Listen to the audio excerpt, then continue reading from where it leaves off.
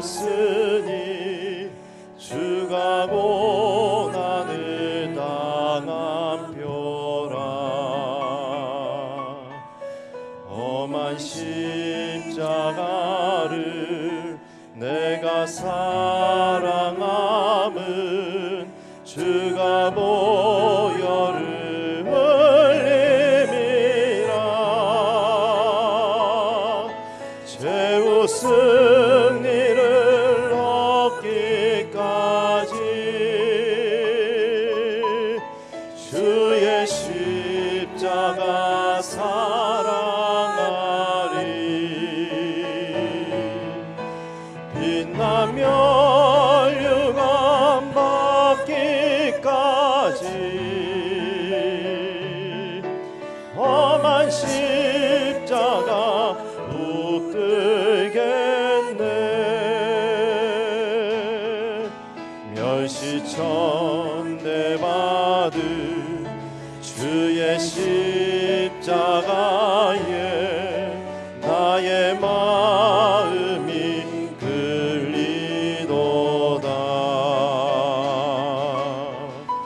귀한 어린 양이 세상 죄를 지고 험한 십자가 지셨도다. 최후 승리를 얻기까지 주의 십자가 사랑하리. 빛나며 멸류관 받기까지 험한 십자가 붙들겠네. 험한 십자가에 주가 흘린 피를 믿는 마음으로 바라보니 나를 용서하고 내 죄 사하시려 주가 흘리신 보혈이라. 최후 승리를 얻기까지 주의 십자가 사랑하리.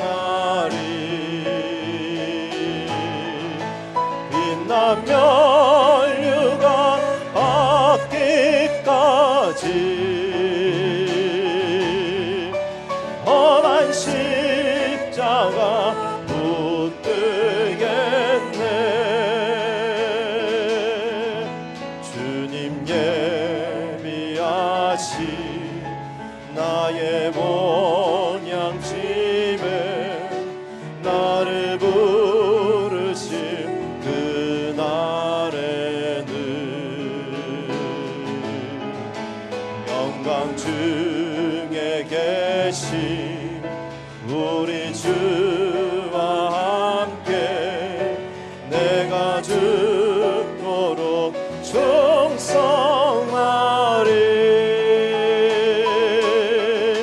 최후 승리를 얻기까지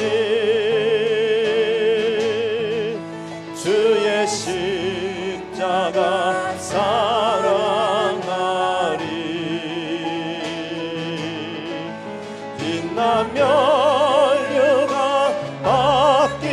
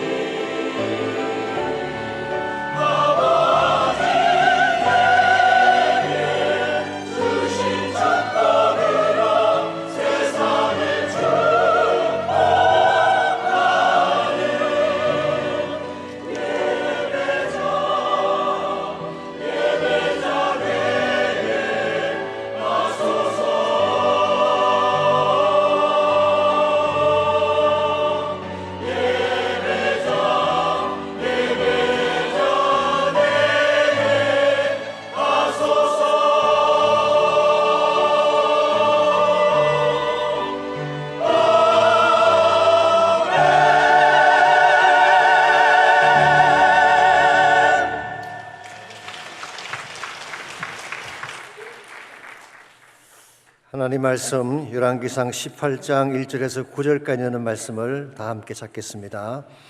원래 본문은 19절까지입니다만은 1절에서 9절까지만 읽도록 하겠습니다. 많은 날이 지나고 제3년에 여호와의 말씀이 엘리야에게 임하여 이르시되 너는 가서 아합에게 보이라. 내가 비를 지면에 내리리라.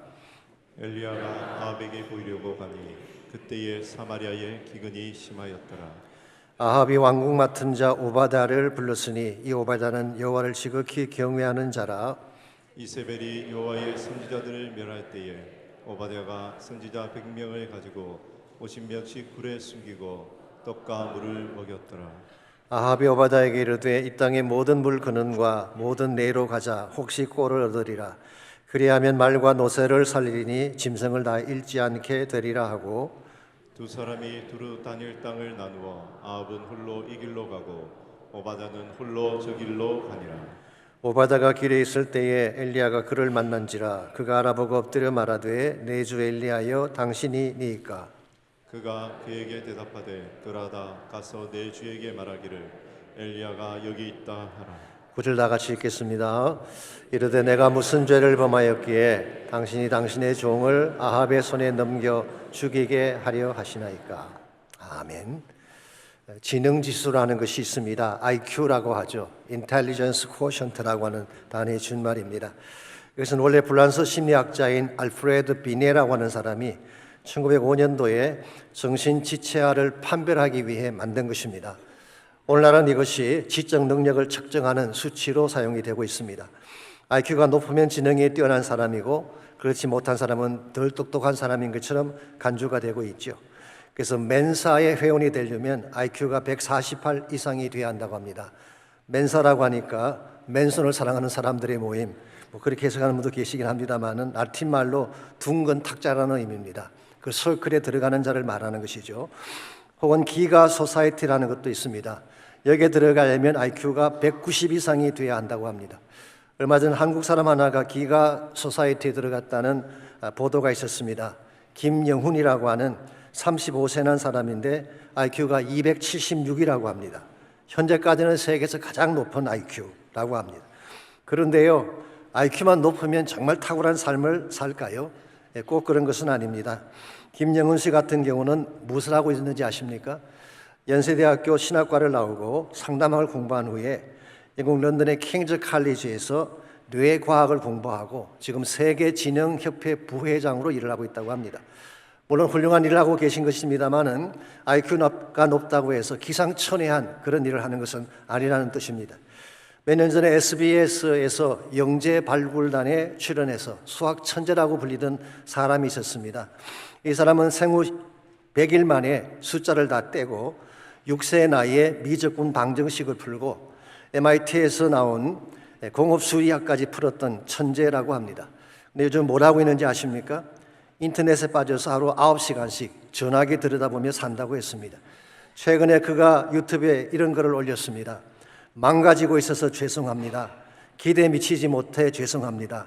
제발 제가 수학을 엄청 잘한다는 선입관을 지워주십시오. IQ가 높은 것이 잘못됐다는 뜻이 아닙니다. 지능지수가 전부는 아니라 그런 뜻입니다. 아무리 IQ가 높아도 인성이 받쳐주지 아니하면 건강한 인생, 좋은 인생을 살 수 없는 것입니다. 그래서 얼마 전부터인가 EQ라는 단어가 나오기 시작했죠. 80년대부터 감성지수, 그래서 공감하고 사회적인 활동을 잘할 수 있는 지수를 EQ, Emotional Intelligence Quotient라는 단어가 나왔습니다. AQ라고 하는 것도 있습니다. Adversity Quotient, 역경지수라고 부릅니다. 역경을 이겨내고 고난을 극복해내는 능력을 말하죠. 혹은 NQ, Network Quotient, SNS에 얼마나 네트워크를 확장해 가는가, 그 능력의 지수를 말하는 것입니다. CQ도 있어요. Creative Quotient, 창조적 지수. 어떤 분은 JQ, 잔머리 지수를 말하는 분도 계시지만 그건 원래 합당한 표현은 아닙니다. 자, 이 모든 것들은 일반적으로 세상에서 성공하는 데 필요한 능력 지표를 말하는 것이죠. 이와 같은 능력을 가진 자가 세상에서는 출세도 하고 성공을 하는 것입니다. 자, 그렇다면 하나님의 나라에도 이런 지수가 높아야만 쓰임받을 수 있을까요? 꼭 그렇지는 않습니다. 영적 분별력이 뛰어난 사람이라 해야 됩니다. 하나님과의 관계가 깊고 그분이 기뻐하는 영적인 자질을 가진 자라야지 하나님 나라에 수임받는 것입니다. 예컨대 신실함, 충성, 사랑, 거룩함, 돈, 믿음 같은 이런 자질을 소유한 사람, 이와 같은 것은 영성의 깊이를 가늠하는 것이기 때문에 영적 지수다, spiritual quotient다, 그렇게 부를 수 있을 것입니다. 하나님의 나라는 세상 능력의 지수가 아니라 영적인 지수가 높은 자라야지 쓰임받을 수 있고 결과적으로 좋은 열매를 맺을 수가 있는 것입니다. 실제로 사도행전 6장을 보시게 되면 초기 교회가 최초로 교회 일꾼들을 세울 때 자기 기준이 무엇이었나요? 성경 기록합니다. 성령과 믿음이 충만한 자, 혹은 믿음과 지혜가 충만한 자를 세웠다고 했습니다. 우리가 소위 말하는 IQ나 학벌이나 천재성 등은 전혀 고려 대상이 아니었습니다. 구약 성경에 사역했던 선지자들의 케이스도 비슷합니다. 그들 중에 대다수는 상류층 사람들이 아니었죠. 농사 짓다 온 사람도 있고 빵 굽다 온 사람도 있습니다. 그럼에도 불구하고 성령 받고 하나님 말씀을 가졌기에 위대한 하나님의 종으로 쓰임 받은 것입니다.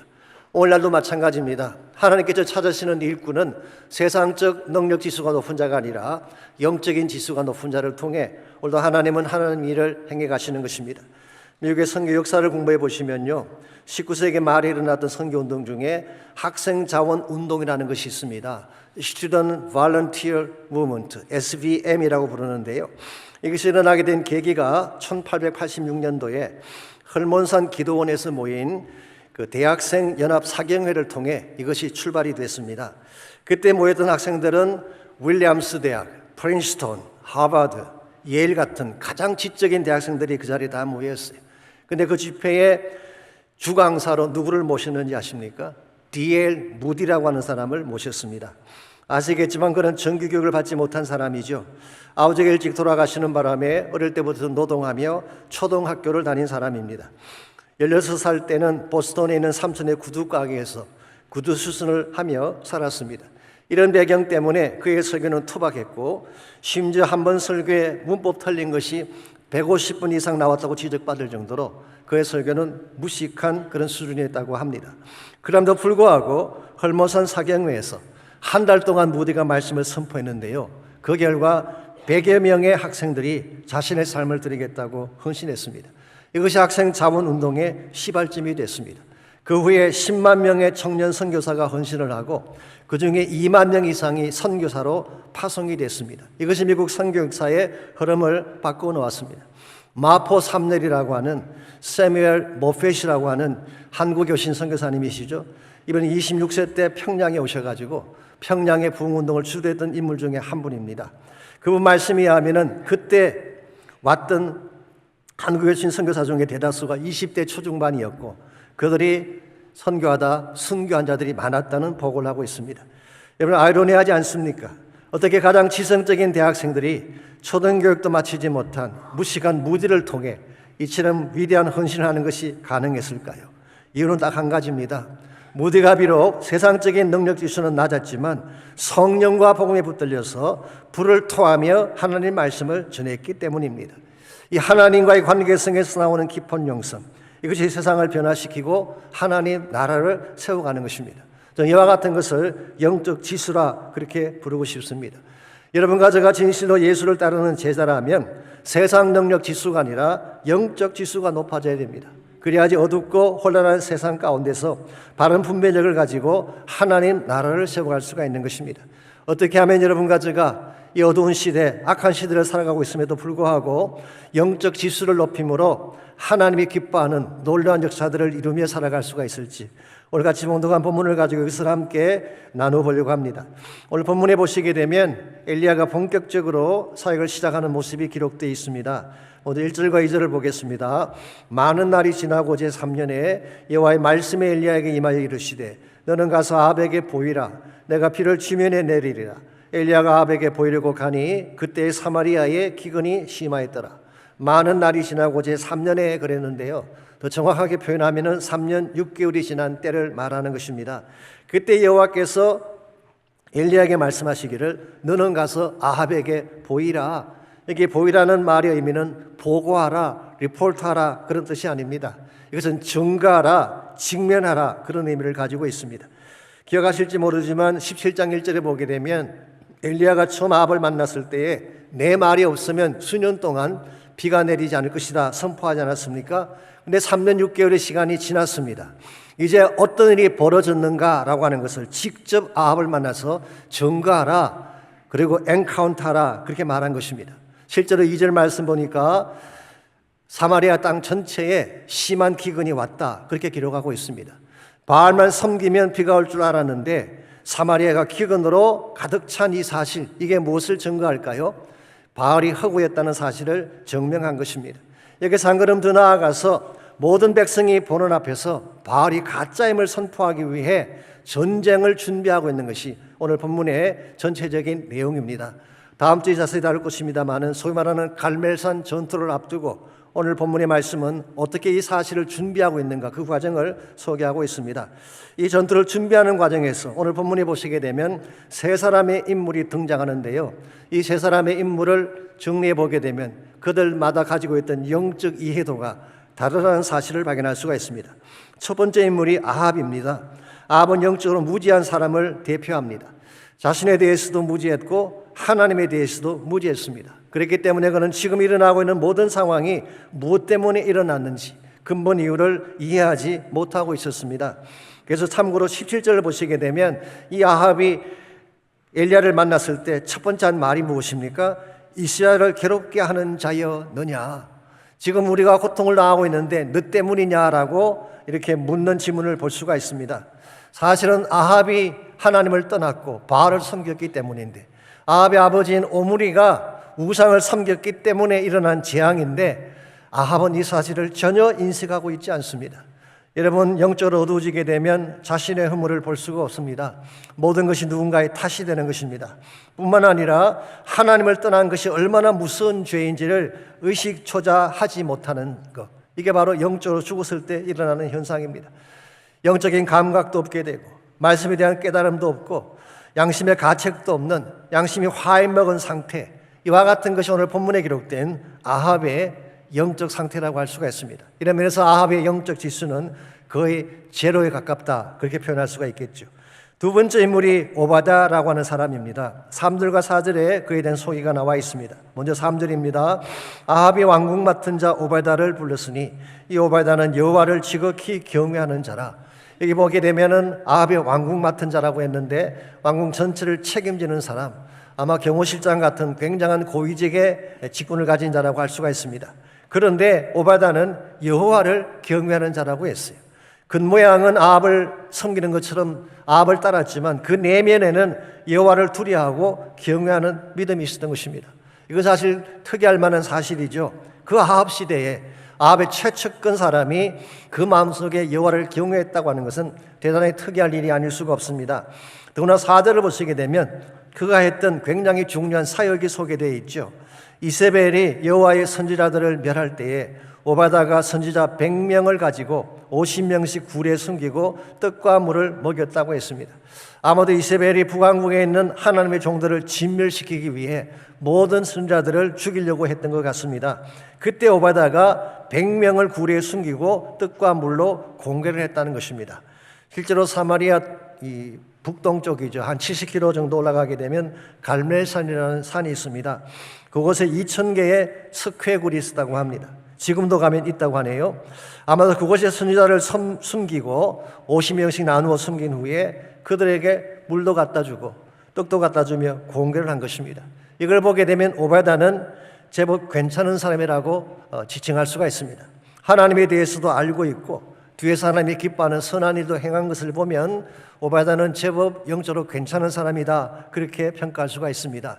그래도 불구하고 하나님의 계획을 깨닫는다는 면에 있어서는 조금 모자람이 있었어요. 2% 모자람. 7절에서 9절을 보게 되면 그 내용이 나와 있습니다.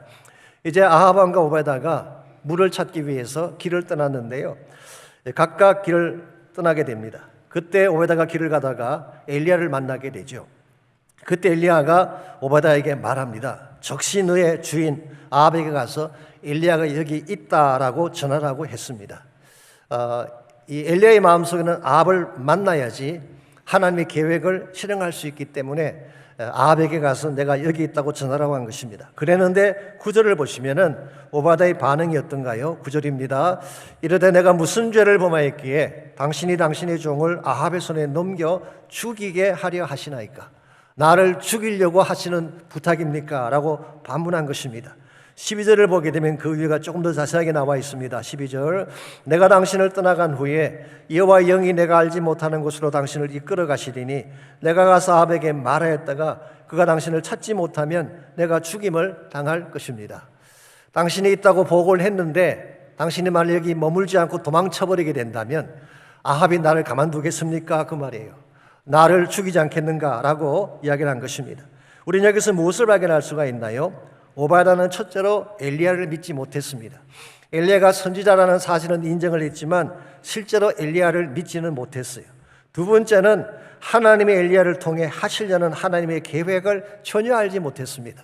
엘리야가 아합을 만나려고 했던 것은 말씀드린 것처럼 갈멜산 전투를 선포하기 위함인 것인데 오바다는 이 사실을 전혀 알지 못한 것입니다. 그래서 자신의 안위를 두려워하며 물러서려고 한 것입니다. 자, 왜 이와 같은 현상이 나타났을까요? 하나님을 알기는 알되 깊이 알지 못했을 때 이런 현상이 벌어지는 것입니다. 하나님을 깊이 알지 못하게 되면 걱정이 많습니다. 계산에 앞서게 되는 것입니다. 그 결과 두려움으로 몸을 움츠리게 되는 것입니다. 이런 의미에서 오바다의 영적 지수는 어떻게 평가할 수 있을까요? 아주 나쁘지도 않지만 탁월하지도 않습니다. 그래서 에버리지 정도, 평균치 정도다 그렇게 평가할 수가 있습니다. 자, 세 번째 인물이 엘리야인데요. 엘리야는 하나님을 알았습니다. 알되 깊이 알았어요. 그렇게 그는 어두운 시대 속에서도 하나님의 음성을 들었습니다. 뿐만 아니라 엘리야는 하나님께서 이제 행하실 위대한 계획을 알고 있었고 하나님은 이 계획을 충분히 행하실 능력이 있다는 사실을 알고 믿었어요. 그렇기 때문에 18절 19절을 보시면은 엘리야는 아합에게 이렇게 선포하죠. 사실 아합은 그 당시 왕이었기 때문에 생탈 여권을 가진 막강한 힘을 가진 왕인데 그에게 이렇게 말합니다. 당신과 당신 아버지의 집이 여호와를 버리고 바알을 숭배했기 때문에 일어난 참사입니다. 그들의 잘못과 죄를 지적한 것입니다. 그리고 19절을 보시게 되면 그런즉 사람을 보내 온 이스라엘과 이세벨의 상에서 먹는 바알의 선지자 450명과 아세라의 선지자 400명을 갈멜산으로 모아 내게로 나오게 하십시오. 영적 전쟁을 선포한 것입니다. 여러분, 단신으로 850명의 거짓 선지자들을 상대로 전쟁한다는 것 쉬운 일일까요? 웬만한 용기가 아니면 할 수 없는 것입니다. 이걸 보게 되면 이 엘리야의 마음속에는 하나님 한 분 외에는 누구도 두려워하지 않는 믿음이 있었어요. 하나님 한 분 외에는 아합 아니라 아합의 하랍이라도 두려워하지 않는 믿음이 그에게 있었어요. 뿐만 아니라 하나님의 뜻이라면 무엇이든 순종하겠다고 하는 절대 신앙의 소유자, 이게 바로 엘리야였습니다. 이런 면에서 엘리야가 가지고 있던 영적인 이 지수라고 하는 것은 하나님과의 깊은 관계성에서 나온 것이고 그의 영성 지수는 매우 높다 그렇게 평가할 수가 있습니다. 정리하면 아합의 영적 지수는 very poor, 아주 낮았어요. 형편없었어요. 오바다의 영적 지수는 average, 평균치라고 할 수 있습니다. 엘리야의 영적 지수는 the highest, 가장 높다 그렇게 말할 수가 있습니다. 자, 하나님께서는 어떤 자를 통해 일을 하실까요? 아합처럼 세상에서는 유능하지만 하나님에 대해 무지한 자를 통해 일을 하실까요? 일하지 않습니다. 그건 오바다처럼 자신의 안위를 계산하라고 몸을 도사리는 mediocre, 이 중간밖에 되지 않는 미지근한 영성, 이것도 하나님이 기뻐하는 영성은 아닙니다. 엘리야처럼 하나님을 바로 알고 그 뜻에 순종할 수 있는 사람을 통해 오늘도 하나님은 하나님의 일을 하시는 것입니다. 오늘 이 시대가 어둡고 혼란한 시대입니다. 어두운 시대일수록 영적으로 깨어있는 사람들이 필요해요. 세상 일에는 비록 둔할지라도 하나님 나라 일에 밝은 사람들이 필요해요. 하나님과의 관계가 깊고 하나님을 사랑하는 사람들이 많이 등장을 해야지 이 약한 시대 가운데에 세상을 이기고 하나님 복음을 전할 수가 있게 되는 것입니다. 이런 면에서 여러분과 제가 한 번쯤은 물어봐야 될 질문이 있습니다. 나의 영적 지수는 어떠할까? 바닥을 치고 있나? 평균치에 머물고 있나? 그렇지 아니하면은 엘리야처럼 깨어서 시대를 주도하고 세상을 변화시키는 영성인가? 어떻게 하면 여러분과 저의 영성 지수가 엘리야처럼 높아서 어두운 시대도 불구하고 하나님의 뜻을 행하며 살아갈 수가 있을까요? 오늘 본문에 소개된 엘리야의 계시를 통해서 우리 영성을 강화하는 세 가지 비결을 함께 정리해 보려고 합니다. 첫 번째로 영성 지수를 높여서 그 결과 하나님께 쓰임하는 인생을 살려면 바른 훈련이 필요합니다. 훈련이 없이 하나님의 사람으로 성장하는 것은 있을 수가 없습니다. 오늘 본문에 보시게 되면 엘리야가 영적 전쟁을 하기 위해 등장을 하는데요, 그냥 등장한 게 아닙니다. 지난 3년 반 동안 훈련의 과정을 거친 후에 영적 전쟁에 임한 것을 볼 수가 있습니다. 그러면 그동안 엘리야의 행적을 정리해 보게 되면 최소한 4가지 정도의 훈련을 그는 받았다라고 정리해 볼 수가 있습니다. 첫 번째로 엘리야는 고독 훈련을 받았어요. 고독 훈련. 그리 시냇가에 홀로 들어가서 수개월을 지나지 않았습니까? 물론 까마귀들이 아침 저녁으로 먹을 것을 갖다 주긴 했지만 사람이 그것만으로 살 수가 없습니다. 친구도 있어야 되고 마을 상대도 있어야 되는데 하나님은 아무도 없는 깊은 골짜기, 이 그리 시냇가는 르바인이라고 했죠. 깊은 협곡이라고 말씀드렸어요. 아무도 찾지 못하는 깊은 골짜기에 그를 던져 넣으시고 고독 훈련을 시킨 것입니다. 저는 이것을 통해 엘리야가 하나님께만 집중하는 훈련을 받지 않았을까 그렇게 생각합니다. 두 번째로 하나님의 음성을 듣는 훈련입니다. 영적 어두운 시대에는 하나님의 음성을 듣는 것이 쉽지가 않습니다. 그럼에도 엘리야는 그 혼탁한 바알의 시대에 하나님의 음성을 들었어요. 그래서 무슨 일을 하든지 그냥 행하지 않고 주의 말씀을 따라 움직인 것을 볼 수가 있습니다. 세 번째로 벼랑 끝 훈련을 받은 것입니다. 영적 극기 훈련이라 그렇게 표현할 수도 있겠죠. 자, 하나님은 기근이던 3년 동안 시돈 땅으로 가게 하셨습니다. 적진 한가운데로 들어가게 한 것이죠. 그것도 한 움큼 떡가루밖에 없는 사르밧 과부지게 집에 머물게 했습니다. 사실은 최악의 상황이라고 부를 수가 있어요. 혹시라도 이 과부가 나가서 밀고라도 하면 어떻게 되겠어요? 더구나 그 집 안에는 먹을 것이라고는 한 끼 먹을 음식밖에 없는데 왜 하필이면 그 집에 엘리야를 보냈을까요? 이것을 통해 벼랑 끝에서는 훈련을 시키기 위함이었어요. YM의 창시자인 로렌 커닝햄은 이것을 daring to live on the edge라는 그런 표현으로 이것을 표현했습니다. 우리말로 번역하면 벼랑 끝에서는 용기, 그렇게 번역할 수가 있어요. 사실 그분이 쓰신 책 제목이기도 한데요, 저 책에 보게 되면 돈 한 푼 없이 선교했던 수많은 간증들이 저 책 속에 들어 있습니다. 돈 없이 하나님만 의지하고 세계 곳곳에 가서 선교를 했는데 기적 같은 일들이 일어난 사실을 저 책이 자세하게 소개를 하고 있습니다. 이와 같이 하나님만 의지하고 우리 가진 돈을 의지하지 않는 선교 전략을 좀 전문적인 용어로 MH 전략이라고 부릅니다. 맨 땅에 헤딩한다 그래가지고 MH 전략. 로렌 커닝햄 목사님에 의하면은 이와 같은 훈련을 이겨내게 되면 어디에 던져 놓아도 서바이브 할 수 있다, 그런 표현을 했어요. 사실 여러분과 저에게 훈련 과정이라고 하는 것은 굉장히 중요한 것입니다. 이게 있어야지 영성이 강화가 되는 것인데 요즘 젊은 세대는 이 훈련이 좀 약하다, 그런 평가들을 하고 있습니다. 제가 얼마 전에 한국에 오성삼 교수가 쓴 글을 읽었는데요, 이분은 굉장히 귀한 분입니다. 고아로 태어나셔서 미국에 유학을 오시고 한국 사회에 큰 영향을 끼쳤던 훌륭한 크리스찬인데요, 이런 내용의 글을 그분이 쓰셨어요. 한국의 고등학생들이 학교 급식 때에 생선 조림이 나오면 못 먹는데요. 생선 가스를 발라내지를 못해서 집에서 항상 엄마가 생선 가스를 발라주신 것이 버릇이 되어서 혼자서는 생선을 못 먹는다는 것입니다. 심지어 대학에 가서도요, 수강 신청을 엄마들이 다 해준다네요. 엄마가 깜빡하고 뭘 신청했는지 알려주지 않으면 2, 3주씩 결석을 한다고 합니다. 어떤 사람들은 이런 아이들을 훈련한답시고 사슬 해변 캠프에 보내는데 이건 더 위험하대요. 엉터리 교관들이 아이들을 다 망가뜨린대요.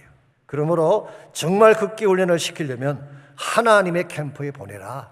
선교지나 비전 캠프 같은 데 보내야지 우리 자녀들이 바로 양육될 수 있다. 저는 100% 그 말에 공감을 합니다. 훈련받지 않고 다져지지 아니하고 어떻게 하나님 나라 군사가 될 수가 있겠어요. 그러므로 이 역경을 극복할 수 있는 벼랑 끝에 서는 훈련, 굉장히 중요한 것입니다. 네 번째로 엘리야는 기도 훈련을 받았습니다. 지난주에 말씀을 드린 것처럼 자신이 사는 집에서 아이가 죽는 초유의 사건이 일어나지 않았습니까? 그때 엘리야는 다락방으로 올라갔습니다. 전심을 다해 기도했죠. 그랬더니 하나님이 분명히 죽었던 아이를 다시 살려주셨습니다. 이것을 통해 엘리야가 무엇을 배웠을까요? 하나님 앞에서는 불가능이란 없구나. 기도하면 다 되는구나를 배웠을 것입니다. 오늘 여러분과 저의 삶 가운데도 이와 같은 훈련을 통해야지 우리가 세상적인 삶을 추구하지 않고 하나님 나라를 향해 살 수 있게 되는 것입니다. 그래서 로마서 5장 3절과 4절을 보면 사도 바울은 이렇게 권면하고 있습니다.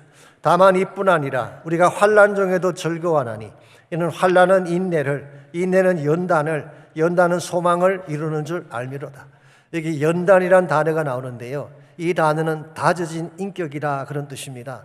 영어 성경을 보시면은 대다수 영어 성경들이 character라고 번역을 했어요. 혹은 strength of character, 강한 성품, 강한 인격, 그렇게 번역을 했습니다.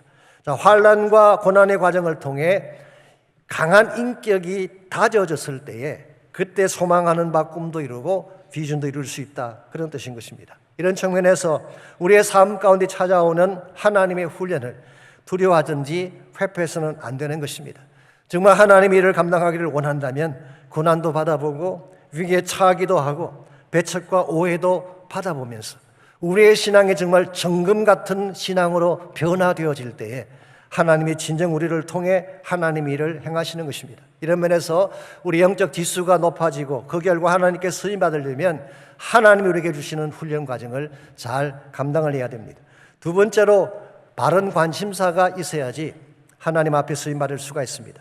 이 바른 관심사를 가치관이다, 그렇게 표현할 수도 있습니다. 우리가 정말 관심 갖는 것이 우리의 가치이죠.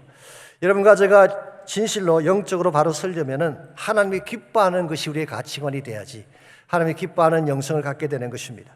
5절을 보시게 되면 아합의 관심사가 무엇인지가 5절에 나와 있습니다. 아합이 오바댜에게 이르되 이 땅의 모든 물건과 모든 내로 가자.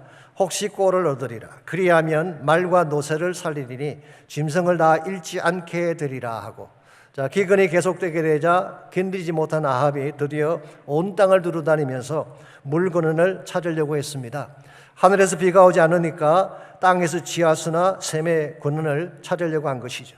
그런데 그렇게 찾으려고 했던 이유가 재미있습니다. 그리하면 말과 노새를 살리리라. 그리하면 백성이 살리라가 아니라 그리하면 말과 노새를 살리게 될 것이다. 이 말과 노새라고 하는 것은 재산을 말합니다. 이 말과 노새를 많이 가져야지 병거도 끌 수 있게 되고 일도 시킬 수 있기 때문에 그 당시에 말과 노새는 재산을 말하는 것입니다. 일국의 왕으로서 백성들이 살아나야 되고 생명이 살아나는 것에는 전혀 관심 갖지 아니하고 내가 가진 재산을 살리기 위해 전심을 다 쏟고 있는 아합에게서 우리는 어떤 가치관을 발견할 수 있나요? 물질 중심적인 가치관, 세속적인 가치관을 발견할 수가 있습니다. 이와 같이 하나님에게도 관심이 없고 하나님 백성에게도 관심이 없고 생명에는 관심 갖지 아니하고 물질에만 관심 갖는 이러한 사람을 통해서는 하나님이 일하지 않습니다. 그 반면에 엘리야의 관심사는 무엇일까요? 엘리야는 모든 관심이 하나님께 맞춰져 있었어요. 하나님 백성이 바르게 되는 것이 엘리야의 관심사였습니다. 지금 바알의 소가 파멸해 가고 있는 이 백성을 어떻게 하면 살려낼 수가 있을까? 땅바닥까지 떨어진 하나님의 영광을 어떻게 하면 회복시킬 수가 있을까? 이것이 엘리야가 가지고 있던 최대 관심사였습니다. 그렇기 때문에 그는 그 모든 위험을 무릅쓰고 갈멜산 전투로 나가기 위해 아합을 만나게 된 것입니다. 오늘 여러분과 저의 관심사는 무엇인가요?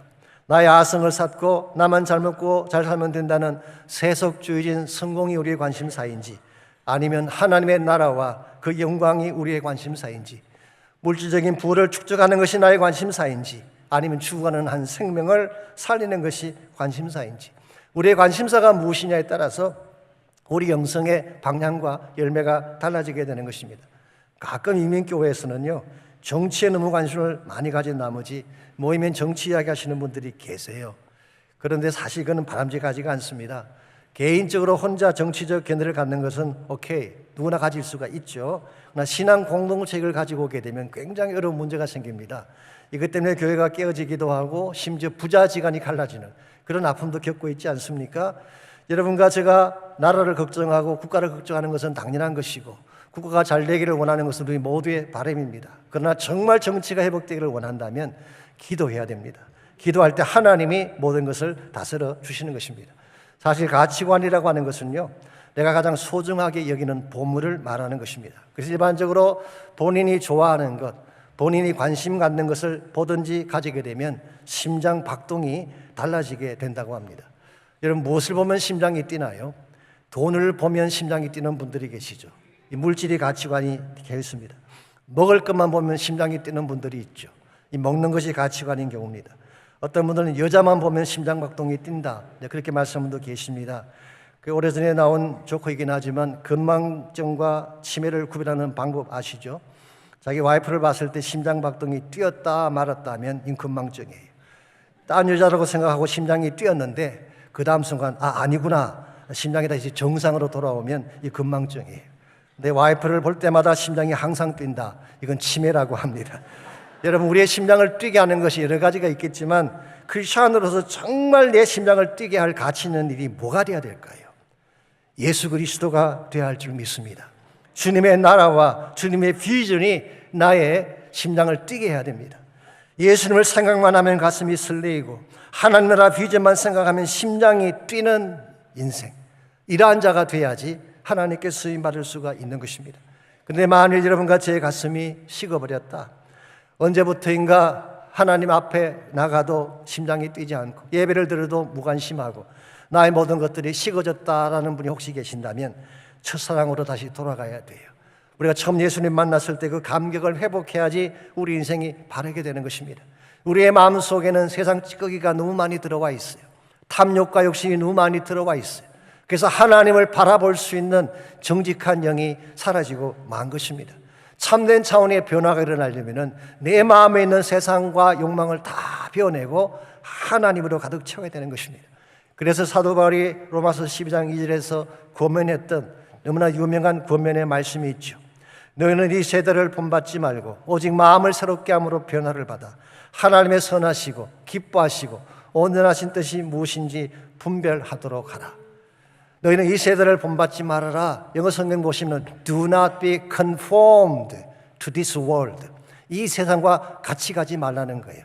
이 세상과 짝하지 말라는 것입니다. 이 세상에 동화되지 말라는 것이에요. Rather be transformed by renewal of your mind. 너희들의 마음을 새롭게 함으로 transform 되라 라고 말씀하고 있습니다. 이것은 외적인 변화를 말하는 것이 아닙니다. 내 심령의 내면의 변화를 말하는, 본질적인 변화를 말하는 것입니다. 이와 같이 세상과 짝하지 아니하고 내 마음 자체가 본질적으로 변화되어져야지 하나님의 선하신 뜻, 기뻐하시는 뜻, 온전한 뜻을 분별하고 하나님의 사명을 감당할 수 있다, 그런 뜻이에요. 이런 면에서 우리가 정말 하나님 나라 일꾼으로 쓰임받기를 원한다면 내 마음속에 있는 잘못된 가치관을 다 비워내고 하나님을 즐거워하는, 하나님이 기뻐하시는 가치관으로 바뀌어져야 되는 것입니다. 우리의 영적 지수가 높아지려면 1차적으로는 말씀드린 것처럼 훈련이 필요합니다. 하나님은 여러분과 저를 연단하기 위해 고난을 주기도 하고 위기를 주기도 하십니다. 그때 그 훈련을 잘 감당하게 되면 우리 영성이 더 성장하게 되는 것입니다. 두 번째, 나의 관심사가 하나님이 되어야 합니다. 나의 모든 비전이 하나님의 꿈이 되고 나의 성품이 하나님의 인격을 닮아가는, 나의 권능이 하나님의 능력이 되는 이와 같은 삶을 살게 될 때에 우리 인생의 진실로 하나님의 영광 위에 쓰임받게 되는 것입니다. 마지막 세 번째로 영성지수를 높여서 하나님께 쓰임받으려면 하나님과의 바른 관계성이 필요합니다. 더 정확히 말하면 하나님과의 지속적인 관계성이 있어야 된다는 것입니다. 하나님을 경험하는 삶을 공부하신 분들은 잘 아시겠지만 영성이라고 하는 것은 궁극적으로 하나님과의 관계성을 말하는 것이죠. 이것이 깊어지는 만큼 영적 삶의 깊이가 달라지게 되는 것입니다. 하나님과의 관계가 깊어지면 기도가 깊어져요. 하나님과 관계가 깊어지면 예배가 깊어지는 것입니다. 하나님과의 관계가 깊어지게 되면 순종하고 헌신하는 것이 깊어지게 되는 것입니다. 그러므로 우리가 진정으로 하나님의 나라 일꾼으로 쓰임받기를 원한다면 하나님과의 관계성을 깊게 만들어야 되는 것입니다. 오늘 본문에서 오베다와 엘리야를 다시 한번 비교해 보면요, 두 사람 다 하나님을 알았다는 면에서는 동일합니다. 그런데 하나님이라는 깊이의 정도가 달랐던 것 같아요. 자, 오바다의 경우를 다시 보시면요, 12절 말씀해 보게 되면 어려서부터 여호와를 경외하는 자라고 했죠. 소위 말하는 모태신앙이었습니다. 뿐만 아니라 오바다의 이름 뜻 자체가 뭔지 아십니까? The servant of Yahweh, 야훼의 종이다 하나님의 종이다, 그런 의미를 가지고 있습니다. 분명히 태어나서 성장할 때 신앙 환경에서 성장을 했고 그의 이름 자체도 여호와의 종이라는 이름을 갖고 있었음에도 불구하고 막상 하나님의 사역이 눈앞에 왔을 때는 두려워하며 꺼려하며 움츠리며 피하려고 했죠. 이유가 뭘까요? 하나님을 알되 깊이 알지 못했기 때문에. 정말 하나님을 fully 알았더라면 두려워할 이유도 없고 주저할 이유도 없었을 터인데 깊이 알지 못했기 때문에 그런 반응을 보인 것입니다. 그 반면에 엘리야는 자신을 죽이기 위해 혈안이 된 것을 알면서도 아방 앞에 담대히 나아갔습니다. 왜냐하면 하나님이 어떤 분인가를 분명히 알았고 그분의 능력이 어떠함을 알았기 때문에. 여러분 기억하십시오. 하나님과의 관계가 깊어지면 두려움이 사라지게 됩니다. 인생의 불확실성이 없어지게 되는 것입니다. 왜냐하면 하나님 안에 거하기만 하면 모든 것들이 다 가능한 것을 알기 때문이죠. 이와 같은 사실을 일찍 깨달았던 다윗은 정말 자기의 살을 먹으려고 되어드는 적들 앞에서도 다음과 같은 고백을 올려드린 적이 있습니다. 시편 27편 1절에서 4절까지 말씀입니다. 여호와는 나의 빛이요 나의 구원이시니 내가 누구를 두려워하리요. 여호와는 내 생명의 능력이시니 내가 누구를 무서워하리요. 악인들이 내 살을 먹으려고 내게로 왔으나 나의 대적들 나의 원수들인 그들은 실족하여 넘어졌도다. 군대가 나를 대적하여 진칠지라도 내 마음이 두렵지 아니하며 전쟁이 일어나 나를 치려할지라도 나는 여전히 태어나리로다. 군대가 나를 대적하여 진칠지라도 내 마음이 두렵지 아니하다. The Message Bible은 이렇게 재미있게 번역해 놓았어요. I am calm as a baby.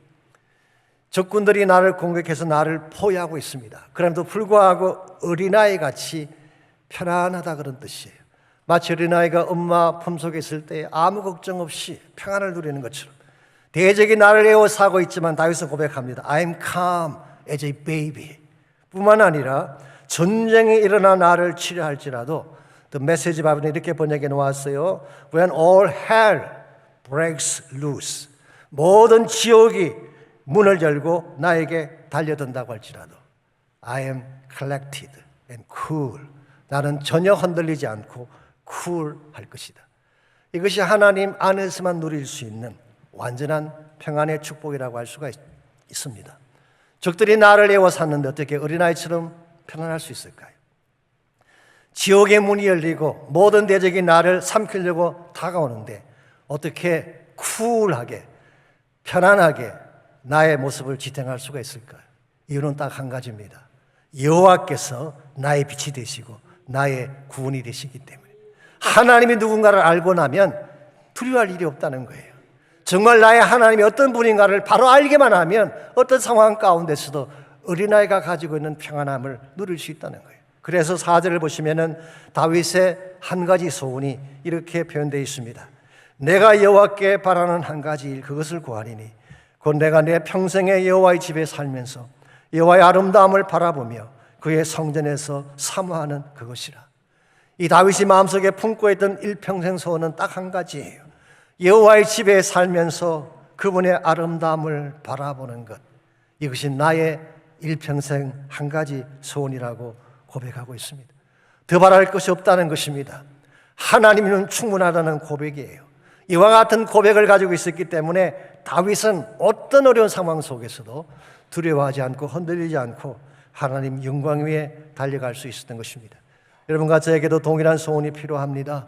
하나님 안에 거하는 축복, 예배가 내 인생의 최고 가치가 되는 그런 삶, 하나님 한 분만으로 충분하다는 나의 신앙 고백이 분명할 때에 아무리 환경이 어렵고 주변에 수많은 적들이 존재해도 우리는 그것을 넘어서서 하나님 영광 위에 나아갈 수가 있는 것입니다.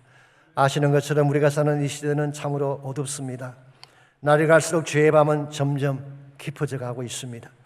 바알이 다스리는 악한 문화가 온 땅을 덮고 대적들이 우리를 치기 위해 우리를 기다리고 있는 시대가 여러분과 제가 살고 있는 시대입니다. 그러나 이러한 때일수록 우리는 깨어 있어야 됩니다.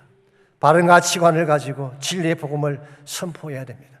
무엇보다 전심을 다해 하나님을 사랑하고 그분 안에 거하면서 이전에 없던 노래로 여호와를 찬양하고 예배하는 삶이 필요합니다. 그때 하나님의 능력이 우리 가운데 임하게 되고 성령의 능력이 우리 삶 가운데 임하게 되면 고난에도 불구하고 어둠에도 불구하고 복음의 빛을 향해 달려갈 수가 있는 것입니다.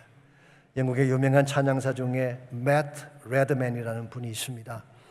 이분이 2016년 8월 1일 뉴욕에 있는 타임스퀘어 광장에서 불렀던 유명한 찬양이 있습니다. 아제로 타임스퀘어는 미국 금융계의 한복판이죠. 미국의 중심부라고 할 수 있습니다. 바로 그 자리에 수만 명이 모인 가운데에 그가 불렀던 찬양이 있습니다. 제목이 10,000 Reasons, 만 가지 이유라고 하는 제목의 찬양이었어요. 이 찬양의 주제가 시편 103편 1절에서 5절에서 그 주제가 나왔습니다. 내 영혼아 여호와를 송축하라. 내 속에 있는 것들아 다 그의 거룩한 이름을 송축하라. 내 영혼아 여호와를 송축하며 그의 모든 은택을 잊지 말지어다. 그가 내 모든 죄악을 사하시며 내 모든 병을 고치시며 내 생명을 파멸해서 속량하시고 인자와 긍휼로 관을 씌우시며 좋은 것으로 내 손을 만족하게 하사 내 청춘을 독수리같이 새롭게 하시는도다. 문제가 없다는 뜻이 아니죠. 질병도 있고 고통도 있고 나를 다운시키는 너무나 힘든 사건들이 있긴 하지만 하나님의 거룩하심을 바라보며 그분의 선하심을 바라보며 그분의 구원하심을 바라보며 그분의 치유하심을 바라보는 가운데에 I have 10,000 reasons to praise the Lord. 나에게는 여호와를 찬양해야 될 만 가지의 이유가 있습니다. 이 찬양이 타임스퀘어에서 울려 퍼질 때 이 찬양의 장면에 동참했던 한 형제가 이런 고백을 남겼어요. 리차드 포레로모라는 형제인데요, 2년 전에 사고를 당해서 침상에 누워 살았는데 몸을 움직일 수 없는 불구자처럼 살았는데 이 찬양을 듣고 시편 103편 1절과 5절을 날마다 묵상하고 기도하는 중에 힘이 다시 나기 시작했다는 고백. 걷기 시작을 하고 나중에는 40마일 바이크를 타고 움직일 수 있는 그런 기적이 일어났다는 간증을 적은 적이 있습니다. 동일한 역사가 이 아침 여러분에게도 일어날 수 있습니다. 중요한 것은 하나님이에요. 내 마음에 하나님이 살아계시기만 하면, 나의 심령이 하나님을 향해 전심을 다하기만 하면, 정말 하나님의 거룩하심과 그분의 인자하심과 그분의 치유하심과 그분의 구원이 내 인생의 최대 가치가 되기만 하면 여러분 다시 일어날 수가 있습니다. I have 10,000 reasons to praise the Lord. Bless the Lord, O my soul. Worship His holy name. 송축해 내 영혼아, 내 영혼아 거룩하신 이름. 이전에 없던 노래로 나 주님을 경배하리라. 우리 이 찬양 같이 부르고 우리 기도하고 마치면 좋겠습니다. 우리 내 영혼 송축해.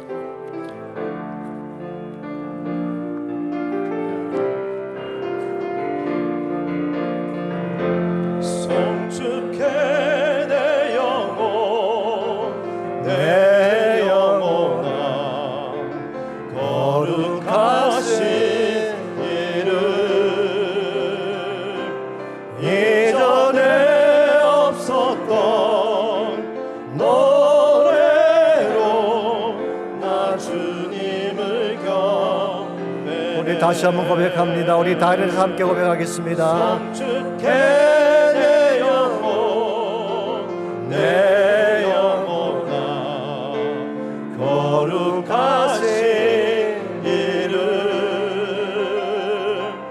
이전에 없었던 노래로 나 주님을 경배해. 해가 뜨는 새 아침 밝았네.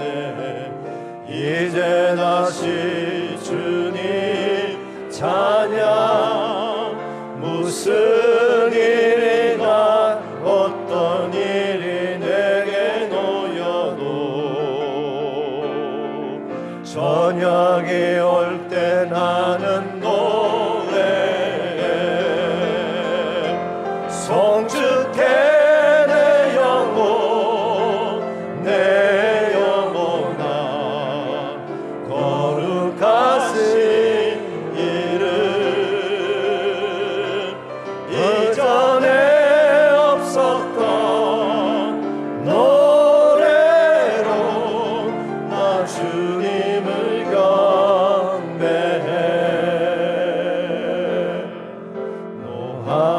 하기를 또리 하시는 주 그의 끝이 사랑 넘치네 주의 선하심 내가 노래하리 수많은 이유로 나 노래해 성축해 내 영혼 내 영혼아 거룩하신 이름 이전에 없었던 노래로 나 주님을 경배해 곧 그날에 나의 힘 다하고 나의 삶의 여정 마칠 때 끝없는 찬양 나 드리리라 수많은 세월 지나 영원히 성축해 내 영혼 내 영혼아 거룩하신 이름 이전에 없었던 노래로 나 주님을 경배 Bless the Lord, O my soul Bless the Lord, O my soul O my soul Worship His holy name Sing like never before Oh my soul I worship His holy 마지막 다시 한번 선포합니다 성축해 성축해 내 영혼 내 영혼아 거룩하신 이름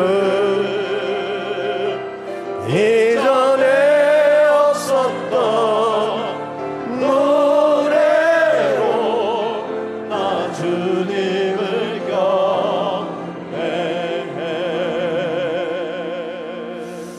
하나님 감사합니다. 이 땅은 비록 어둡고 혼란하지만 빛 대신 예수님 만나게 하시고 그분 안에서 참된 천국의 소망과 복음의 빛을 발견하게 하시니 감사합니다. 우리 심령 가운데 하나님 임재하시되 성령의 권세로 임재하여 주시고 복음의 능력을 우리 심령 가운데 부어주셔서 어디를 가든지 빛을 전하며 살게 하시고 하나님 영광 위에 달려갈 수 있는 저희 모두 되게 하여 주시옵소서. 이제는 우리 구주 예수 그리스도의 은혜와 하나님 아버지의 무한하신 사랑과 성령님의 충만한 임재하심이 예배를 마치고 돌아가는 모든 성도 한 분 한 분에게 가정과 삶의 터전과 자녀들과 자손들 위해 이제로부터 항상 함께 해 주시기를 예수님의 이름으로 간절히 축원하옵나이다.